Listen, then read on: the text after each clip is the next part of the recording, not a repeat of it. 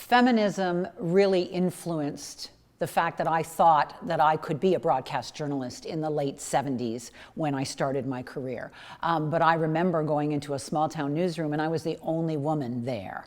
And there were women on the radio, but there were no women in the newsrooms reporting in the places where I worked right away. And as the years progressed, you see my generation populating newsrooms in critical numbers. And so, we wanted to cover what the guys covered and we had to fight to do that. But we started to ask questions that the guys weren't asking. And we started to cover things maybe differently through a critical mass. And so we would cover issues that we became aware of. And domestic violence was one of them. I have an air check from my last day at a private radio station. I was moving and then I was going to start at CBC later. But I read a story about violence against women. And if you listen to that air check, it's as if I just keep reading. It's as if I have no connection to that at all. I was, by then, 6 months into a very abusive marriage. I was hiding my bruises. I was terrified of him.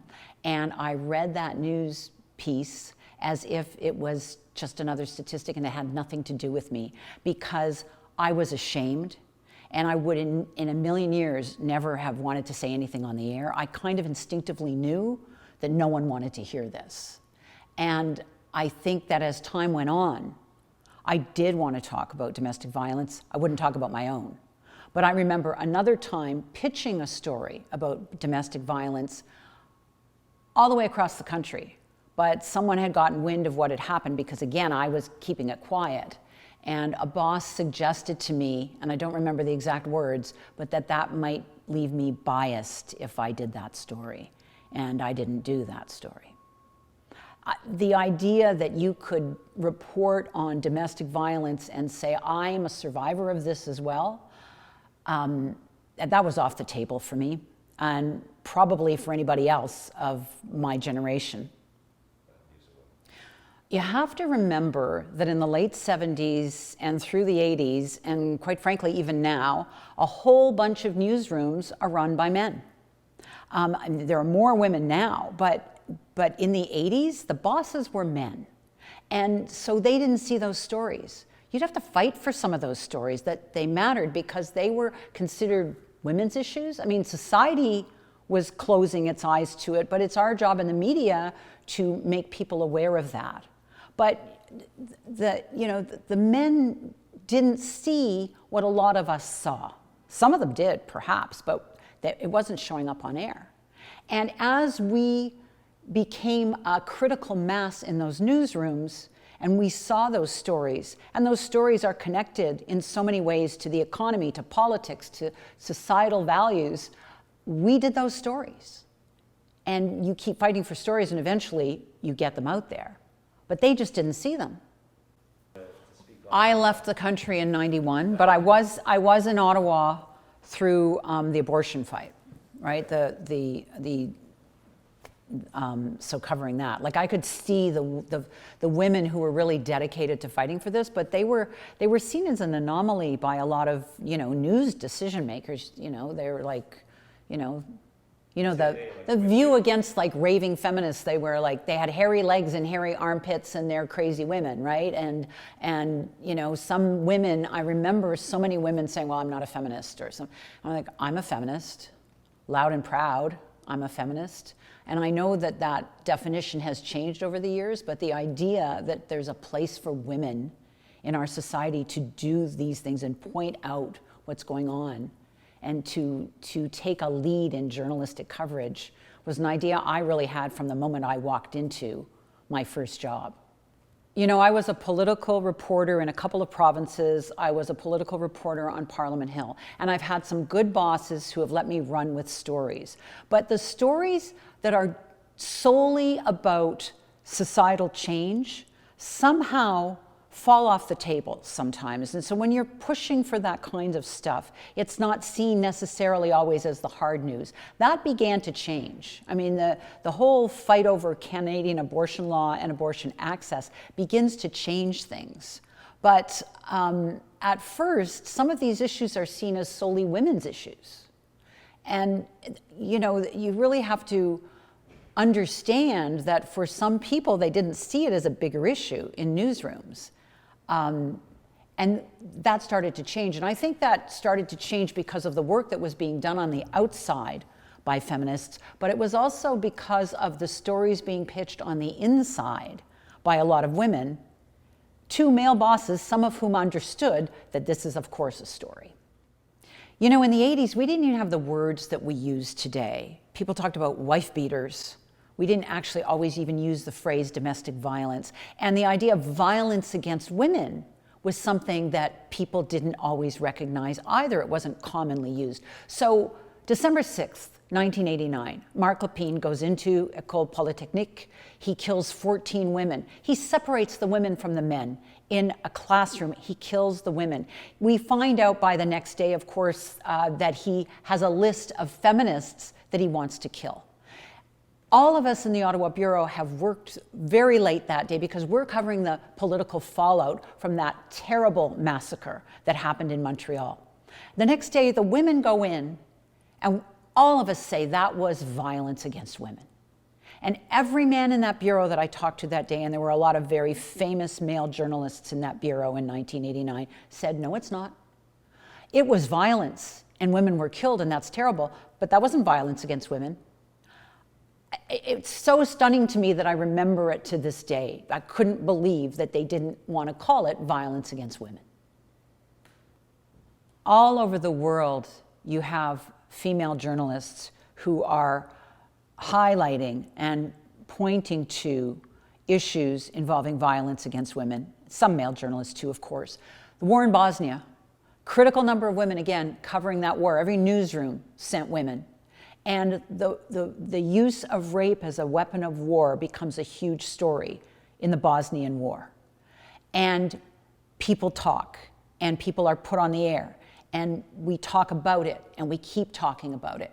Back home, we're starting to talk about it differently. We're starting to talk about the people who have survived domestic violence and sexual assault, and we're starting to look for accountability.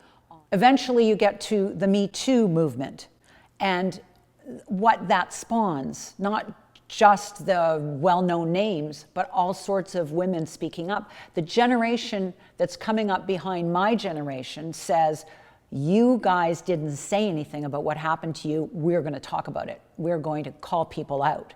And the reporting changes too. You've got social media. You don't have to go through the gatekeepers of big media. So the reporting changes. And it just keeps changing, and we look at things differently. And we start to ask other questions of accountability to Hollywood, to sports, to judges, to the whole system. We start to look at who's making these laws and how good are they when the victims, the survivors of all of this violence against women can never see justice. It all keeps changing.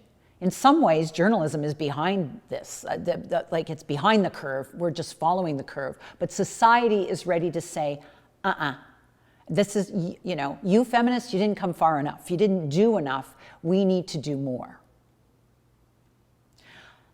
I think the media coverage where more women were willing to speak up about what had happened to them made other women realize they weren't alone.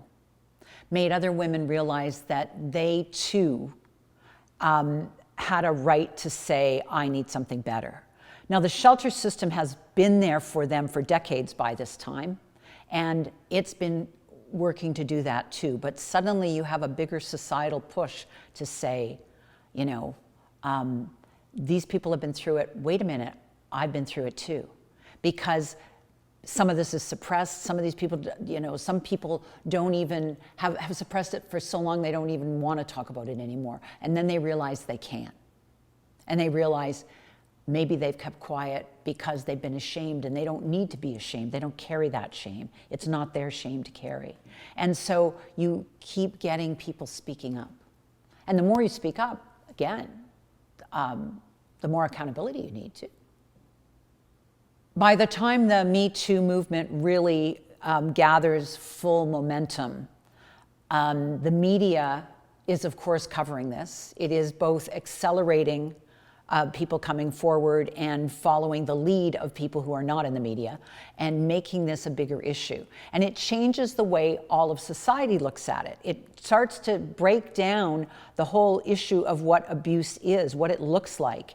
In the case of domestic abuse, the whole idea of coercive control gets used more.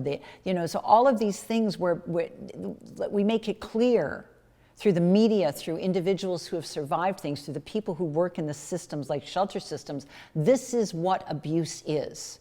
And this is not right, and this is not acceptable, and we need to speak up about it.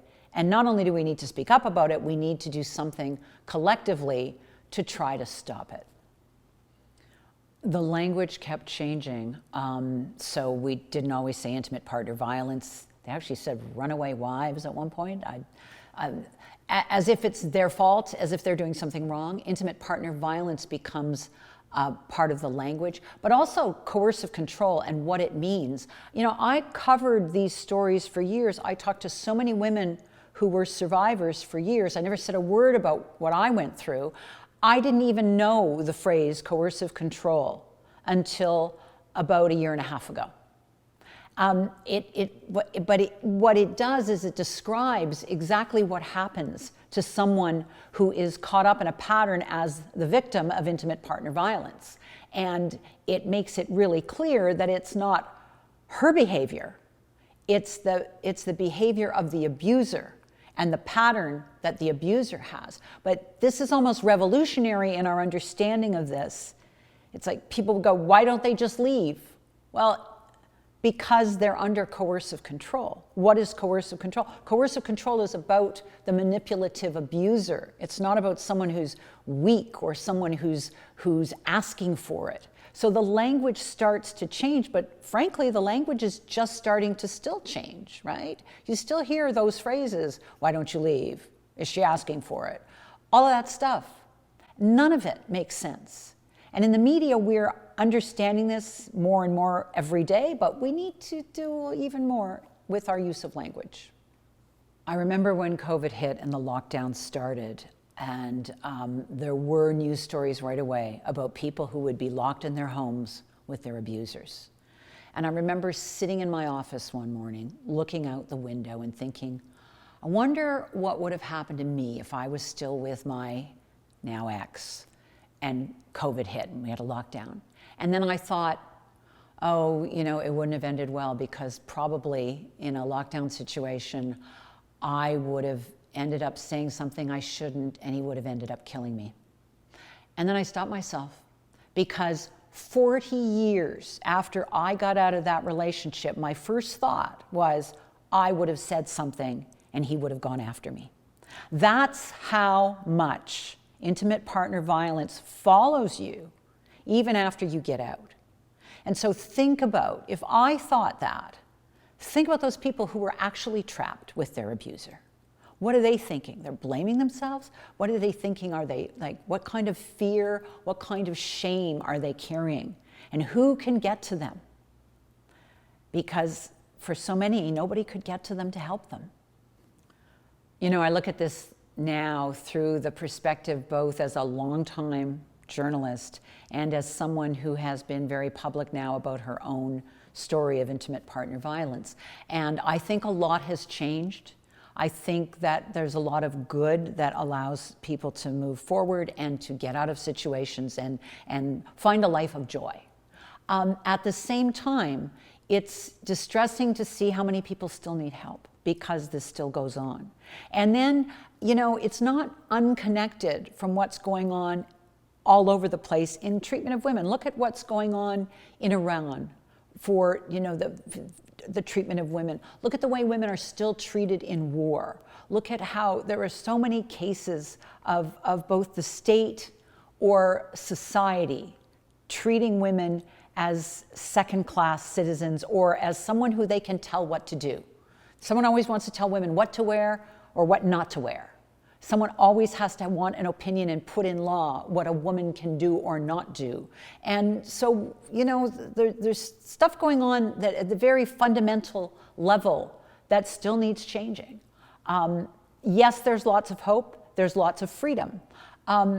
but the idea that so many nations can still dictate so much about women's rights, from the US in abortion law to Iran to, I mean, you know, it's just, that is, and you see what that means. People will push against it.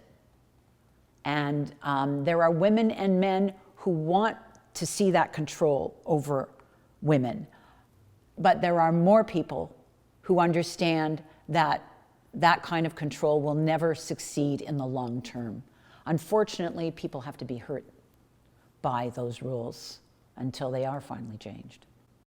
I used to tell myself that my experience gave me empathy so that I could talk to people as I covered this kind of, it made me understand what to ask and how to deal with, you know, how to cover this. But I never thought it was my place to talk about myself. And then I realized that it was almost like a lie if I didn't talk about myself.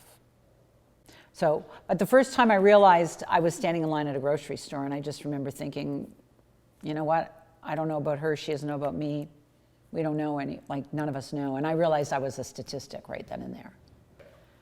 The idea of a dedicated shelter to help someone fleeing domestic abuse was really new when I was going through my own abusive marriage. And I look at how comprehensive that system is today, with so many people who are, like, so many resources, so much training, so many professionals who are there to help, so many people giving something so that there is a transition and a way to move forward for a survivor of intimate partner violence. And Interval House has been at the forefront of that amazing evolution.